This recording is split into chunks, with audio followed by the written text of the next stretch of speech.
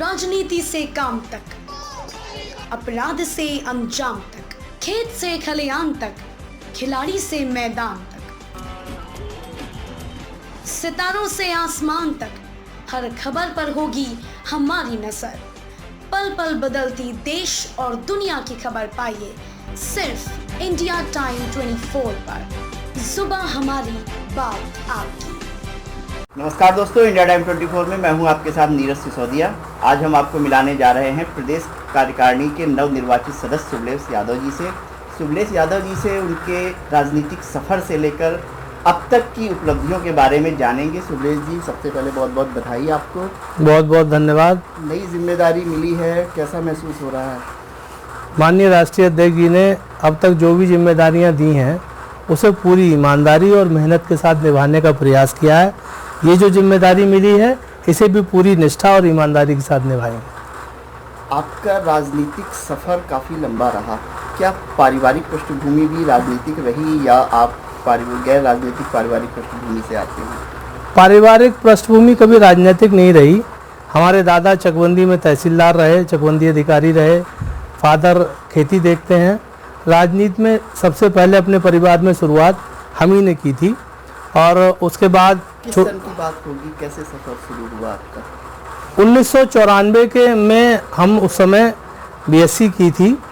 उसी दौरान हमारे कुछ साथियों को प्रैक्टिकल में फेल कर दिया गया। हम उस मुद्दे को लेकर वाइस चांसलर महोदय से मिलने गए। वहाँ संतोषजनक कोई जवाब नहीं मिला। उसके बाद हम लोगों ने आंदोलन किया, वहीं से राजनीति की शुरुआत हुई। उसके बाद समाजवादी छात्र सभा के पहले महासचिव बने। सबसे पहले इस जिम्मेदारी आपको कब मिली? 1994 में ही हमको समाजवादी छात्र सभा का महासचिव बनाया गया और उसके बाद 94 लास्ट में छात्र सभा का जिला अध्यक्ष बना दिया गया। सभा का जिला अध्यक्ष समाजवादी पार्टी का। जी, शुरुआत आपकी समाजवादी पार्टी से हुई और इस बीच कहीं और आना जाना हुआ या इसी में है तब से? तब से लगातार समाजवादी पार्टी में ही रह के काम कर रहे हैं। चूँकि 95, 96, 97, 98, 99 तक छात्र सभा के अध्यक्ष रहे। उसके बाद युवजन सभा के जिला अध्यक्ष रहे। फिर उसके बाद पार्टी के जिला सचिव रहे, जिला महासचिव रहे, जिला उपाध्यक्ष रहे और जिला अध्यक्ष रह के पार्टी के विभिन्न पदों पर रह के हमने प्रयास किया पार्टी को रात दिन एक करके मजबूत करने का। और माननीय राष्ट्रीय अध्यक्ष जी का विशेष स्नेह, उनकी प्यार हमको बराबर मिलता रहा, इसलिए कहीं और जाने का तो सवाल ही पैदा नहीं होता। बहुत अच्छी बात कही आपने और बहुत बड़ी जिम्मेदारी होती है। जिन पदों पर आप रहे हैं, विभिन्न जिम्मेदारियों को आप निभाते रहे हैं। अब चुनाव आने वाले हैं, विधानसभा चुनाव आ रहे हैं। ऐसे में जो नई जिम्मेदारी मिली है वो काफ़ी अहम हो जाती है। क्या रणनीति रहेगी? आपको क्या लगता है किस तरह से पार्टी को काम करना चाहिए जीत हासिल करने के लिए बरेली जिले में? पूरे उत्तर प्रदेश में सांगठनिक दृष्टिकोण से अगर देखा जाए तो समाजवादी पार्टी से मजबूत ढांचा किसी दल के पास नहीं है। गांव, गली, मोहल्ला, शहर, कस्बा, सब जगह समाजवादी पार्टी का कार्यकर्ता मौजूद है। 2017 का चुनाव रहा हो या 2019 और 2014 का चुनाव रहा हो, भारतीय जनता पार्टी के लोगों ने उत्तर प्रदेश की जनता के सामने झूठ बोल के, भ्रामक प्रचार करके लोगों का वोट हासिल कर लिया और सरकारें बना ली। आज 7 साल केंद्र में सरकार बने हुए हो गया और लगभग 4.5 साल से ज़्यादा उत्तर प्रदेश में सरकार बने हुए हो गया। जो वायदे किए थे इन्होंने जनता के सामने, जो जनता को सपने दिखाए थे, वो सारे सपने चकनाचूर हो गए हैं। उत्तर प्रदेश की जनता भी ये समझ चुकी है कि भारतीय जनता पार्टी सिवाय झूठ बोलने के कोई दूसरा काम नहीं करती है। यहाँ तक कि जो माननीय अखिलेश यादव जी जब 2012 से लेकर 2017 तक उत्तर प्रदेश के मुख्यमंत्री रहे तो उन्होंने जो विकास कार्य या विकास परियोजनाएं शुरू की थी, आज 5 साल का कार्यकाल पूरा होने जा रहा है भारतीय जनता पार्टी की सरकार का, मगर आज तक उन कामों को भी भारतीय जनता पार्टी और योगी जी की सरकार पूरा नहीं कर पाई है। इसलिए जनता अब समझ चुकी है कि ये लोग झूठ बोलने के अलावा कोई दूसरा काम नहीं करते हैं। लोगों ने अब मन बना लिया है कि वो माननीय अखिलेश यादव जी को दोबारा उत्तर प्रदेश के मुख्यमंत्री पद की कुर्सी पर बैठा लेगी, क्योंकि उन्हें ये विश्वास है, उन्हें ये आशा है कि प्रदेश को तरक्की के रास्ते पर, प्रदेश को खुशहाली के रास्ते पर अगर कोई ले जा सकता है तो वो केवल और केवल माननीय अखिलेश यादव जी हैं। आगे भी संगठन में कई बदलाव होने की चर्चा हो रही है, इस बारे में क्या कहना चाहेंगे? ये फैसला माननीय राष्ट्रीय अध्यक्ष जी को करना है, माननीय प्रदेश अध्यक्ष जी को करना है।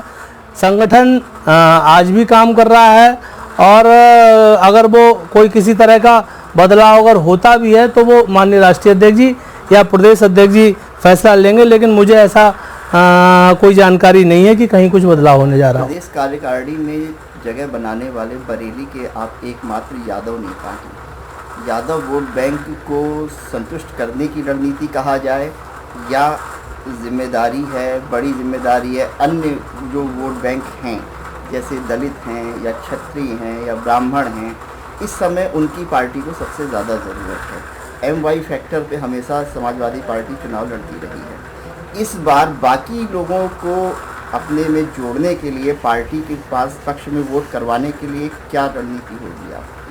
देखिए, पहली बात तो ये है कि समाजवादी पार्टी कभी जाति और धर्म की राजनीति नहीं करती। समाजवादी पार्टी का हमेशा से लक्ष्य रहा कि समाज के चाहे अगड़े हों, पिछड़े हों, दलित हों, अल्पसंख्यक हों, सभी वर्गों को साथ लेने की रणनीति हमेशा से समाजवादी पार्टी ने की है। हमें चाहे माननीय मुलायम सिंह यादव जी रहे हों और चाहे माननीय अखिलेश यादव जी रहे हों, सभी समाज के सभी वर्गों को लेकर साथ चलें। इस बार भी हमारा ये प्रयास है कि समाज के सभी वर्गों को हम लोग पार्टी से जोड़ें और पार्टी से जुड़ा हुआ भी है। आपने प्रदेश कार्यकारिणी देखी है और अगर आपने बारीकी से अध्ययन किया होगा तो उसमें आपने देखा होगा कि समाज का कोई तबका, कोई धर्म, कोई जाति का आदमी ऐसा नहीं है जो उस कार्यकारिणी में जिसे स्थान ना मिला हो, सम्मान ना मिला हो। हम लोग गांव-गांव जाकर लोगों को जोड़ने का प्रयास कर रहे हैं। अब हम लोग और तेज़ी से काम करेंगे। जिस नई जिम्मेदारी मिलने के बाद हमारी जिम्मेदारी भी बन जाती है कि बड़ी तादाद में समाज के सभी वर्गों को पार्टी से जोड़ें और जब चुनाव हो तो उन्हें पार्टी के पक्ष में मतदान डालने के लिए प्रेरित करें। आज बहेड़ी से भी कुछ नेता आपको बधाई देने यहाँ आए हैं, हम उनके पास चलते हैं। अंजुम रशीद साहब के सुपुत्र जी हमारे साथ मौजूद हैं। कैसा महसूस कर रहे हैं? नई जिम्मेदारी मिली है आपके नेता को, किस तरह से आप इनको सफल बनाने का प्रयास करेंगे? पहले तो ये बहुत खुशी की बात है और सफल करने के लिए हम हर तरीके का प्रयास करेंगे। बहेड़ी में क्या लगता है आपको, समाजवादी पार्टी में जो गुटबाजी चल रही है, एक तरफ नसीम अहमद है, दूसरी तरफ अताउर रहमान साहब है, तीसरी तरफ आपके पिताजी भी टिकट मांग रहे हैं, तो कैसे सामंजस्य बैठेगा?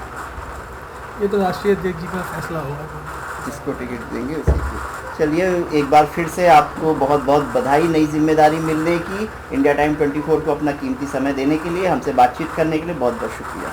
बहुत बहुत धन्यवाद।